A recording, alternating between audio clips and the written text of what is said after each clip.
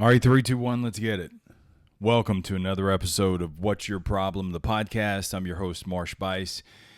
And today's topic, 5 skills, 5 habits.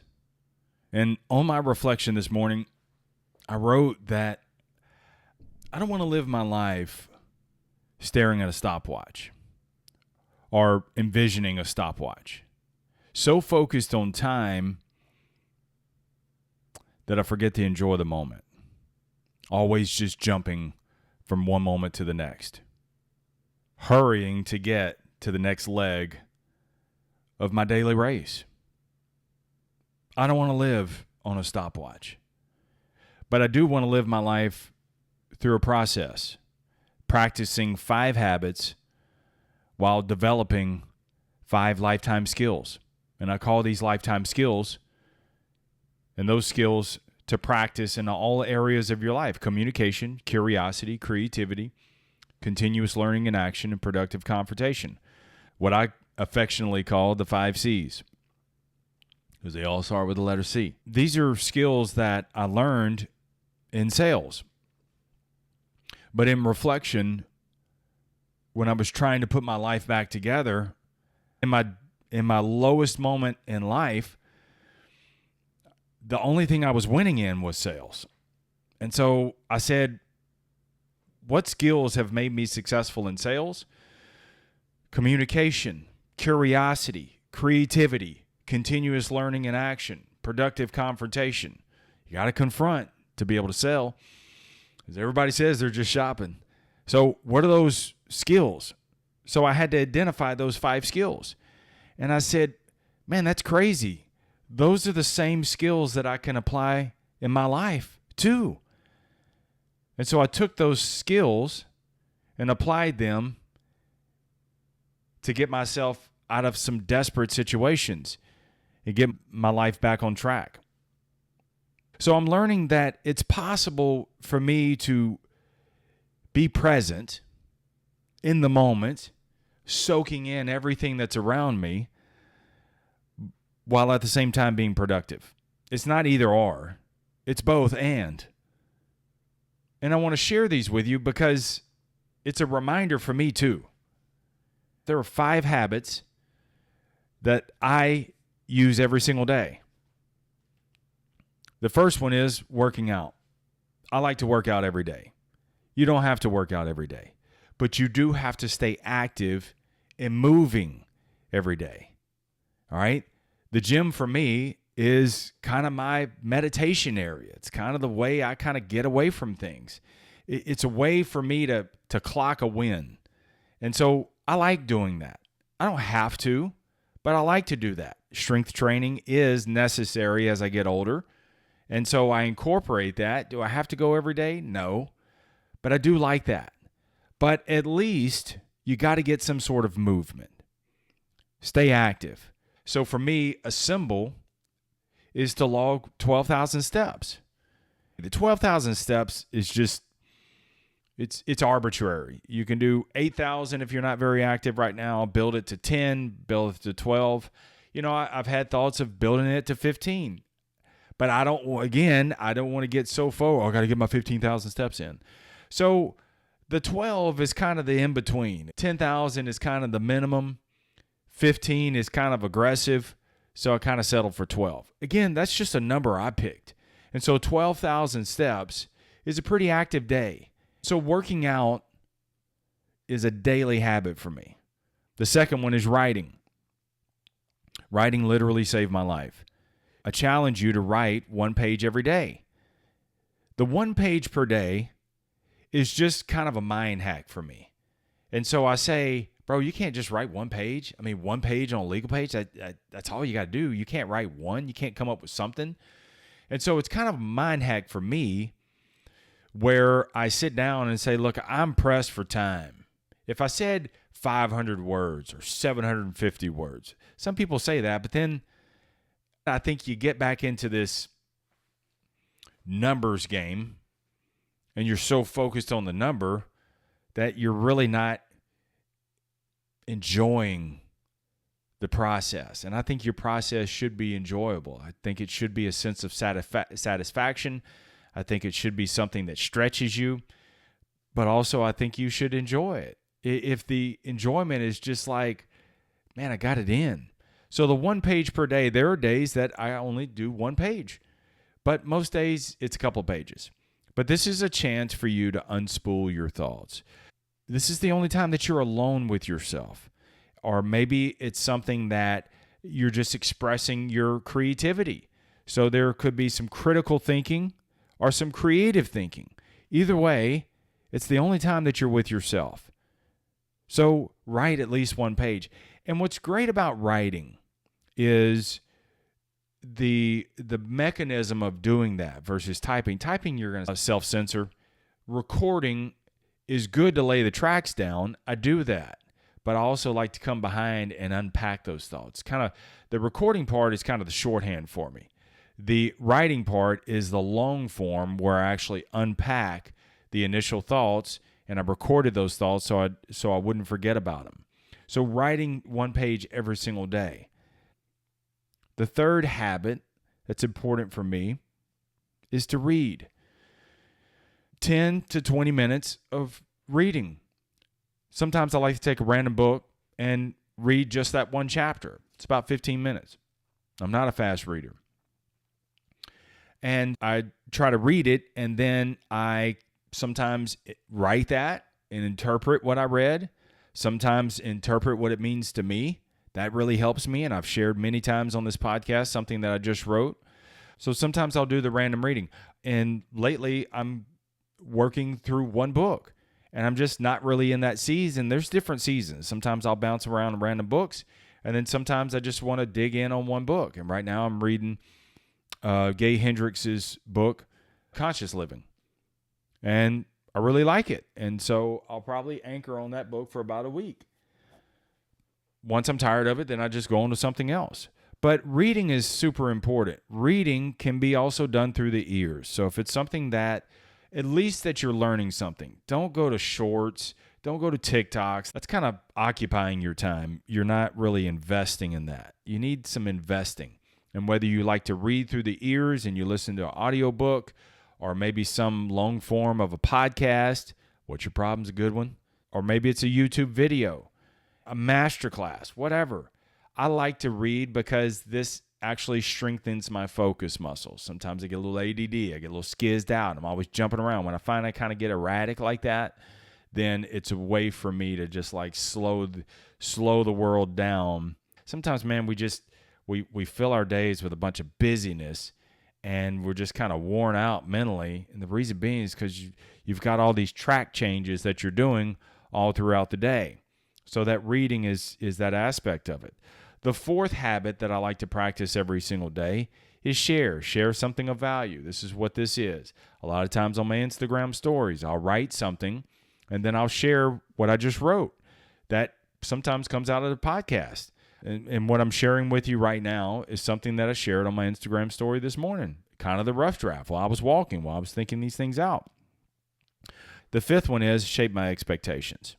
I used to call it design it. Design my day, design what I'm going to wear, design what I'm going to eat. But I think more so it's shaping my expectation. And you're living either up or down to your expectations.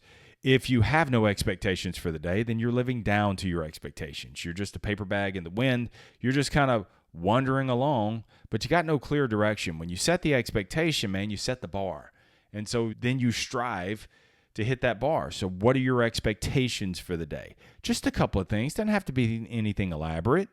And then also shape the expectations that align with your life.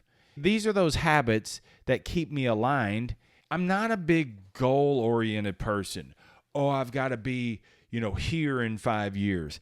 I don't really look at it so much like that. Some people, that works great for them. For me, I am a fly by the seat of your pants kind of guy. That has worked very well in sales. I do have to zoom it out a little bit, but it's more so working a process that's in alignment with the direction that I want to go. So those are habits. You can use these habits if they work for you. I would just say, just put in a few things. At least write, read, and work out. Just those 3 things there. If you're not ready to share something, then you don't have to. I believe everybody's a badass at something. Everybody's an expert at something. Share what's worked for you. Don't just read something and then, tell us what we should do, yet you haven't applied it to your own life. Read something, go live it, apply it over and over again, and then, man, tell us all about the results. That's what the world needs, man, and the world needs to hear from you. But if you're not ready for that, you can write it out in a quote. You can write it out in a blog. Whatever works for you, man. You could put it into a song. Doesn't matter. Whatever works for you, and that's expressing the creativity that I'll talk about in a minute. So that's the 5 habits that I really like. So I can be productive and get some things done that keep me humming along throughout the day. But I'm not so chained to this process that I can't pick up my head. And that's what's important. These things have to be aligned yet flexible as well. Now, there are 5 skills, lifetime skills, that you need. I learned them in sales. Sales is a profession. Selling is a life skill. And the 5 skills that make you effective in sales are the same 5 skills that's going to keep you effective and progressive in life. These skills, I've implied these skills, but I've never really sat down and kind of gave myself a grade on these, kind of use it as a reflecting moment. So what I'm going to start doing that I want to share with you is giving myself a grade 1 to 5 on each one of these skills on how I did today. It's not right or wrong. It's more so of an awareness. The first one is communication. I would give myself at the end of the day or in the morning, recapping yesterday. This might be the time that you want to give yourself some thinking time, some writing time. So if you don't want to write something for a podcast, then this would be that one-on-one time for you, this critical thinking. And so you look at it and say, okay, communication. How well did I communicate today on a scale from 1 to 5? 5 being the best, 1 being not so good. Again, it's not to beat yourself up. It's to bring an awareness into everything that you're doing. So the communication side of it, how well did I communicate? Yesterday, I give myself probably a 3, 3.5, because I say at first I said a 3 because I have a new manager that I've been working with all week, and yesterday was a Saturday, and so we'd been working together all week, and so I was more so focused on what my daily task was. I didn't train as much as I did during the week. So I kind of left her to kind of do things on her own. I really should have checked in a little bit more. I do believe in autonomy. I do believe in people figuring things out.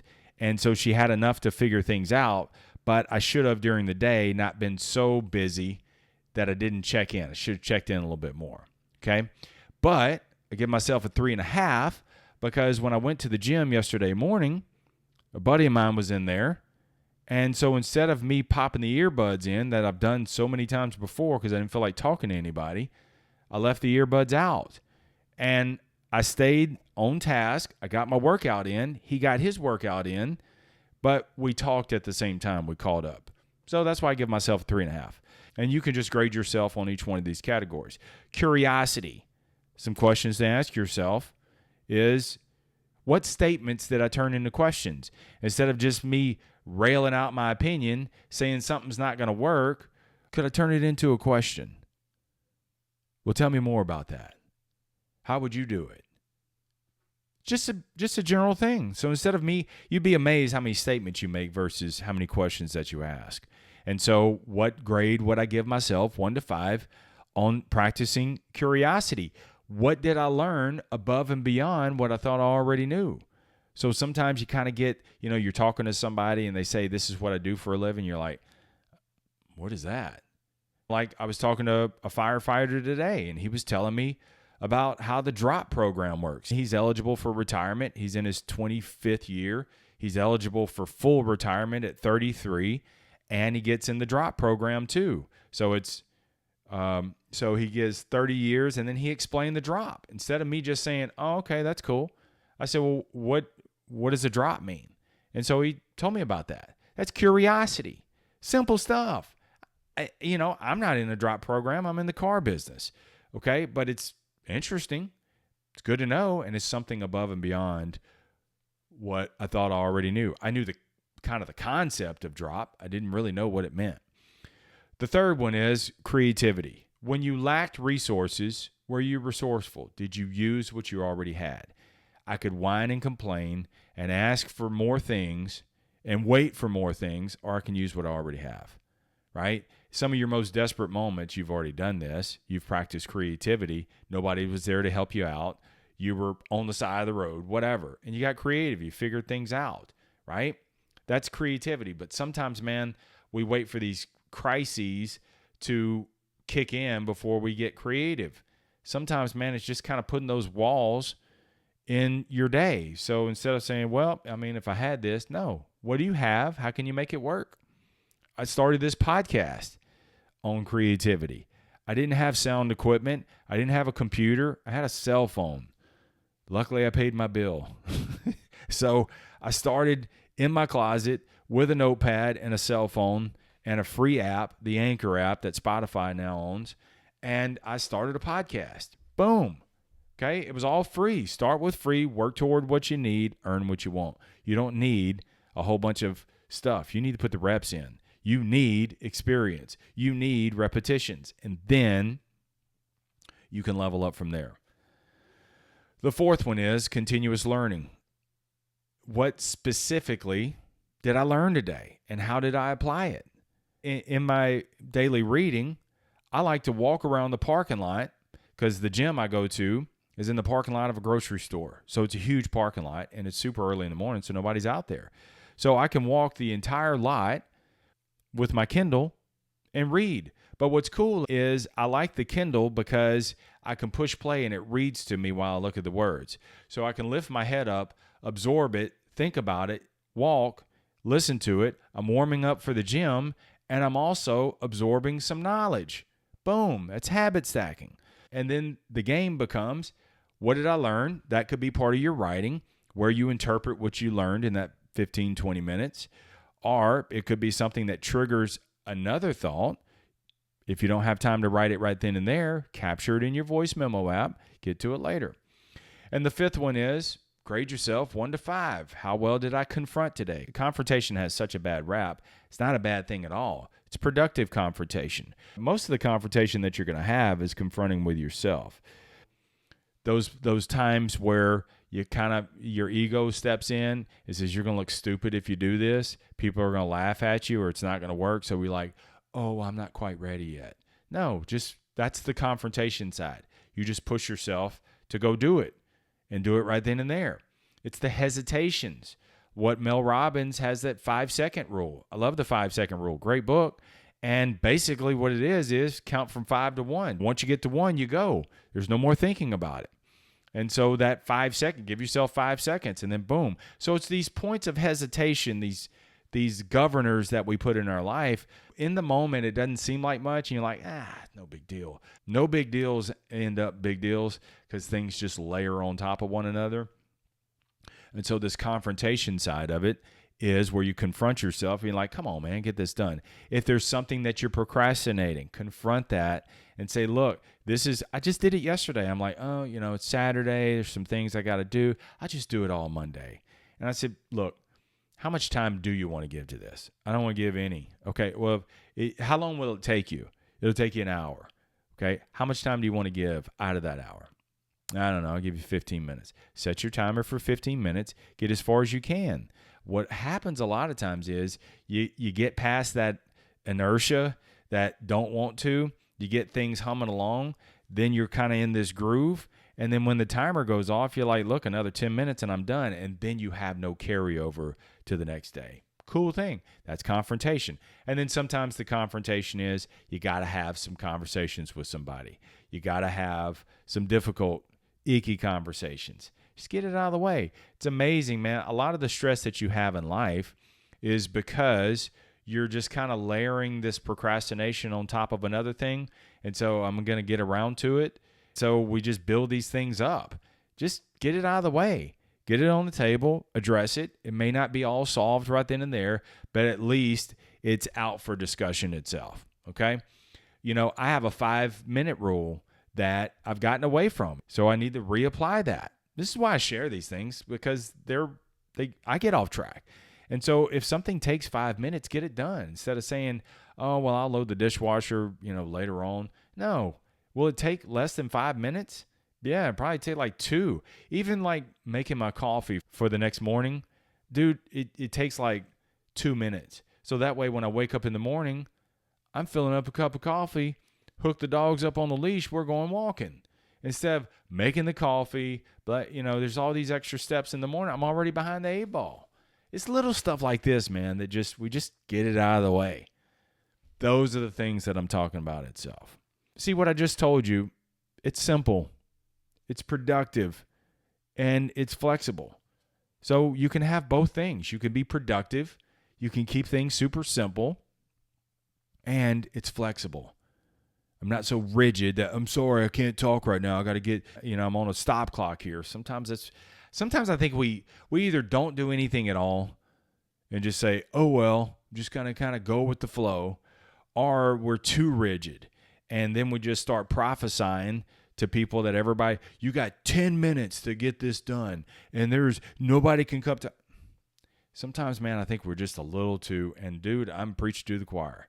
I can't tell you how many times I've gone to the gym and I had this time period. It is important. My time is limited, but I don't have to be a dick and not communicate with anybody either. So be a little flexible, man.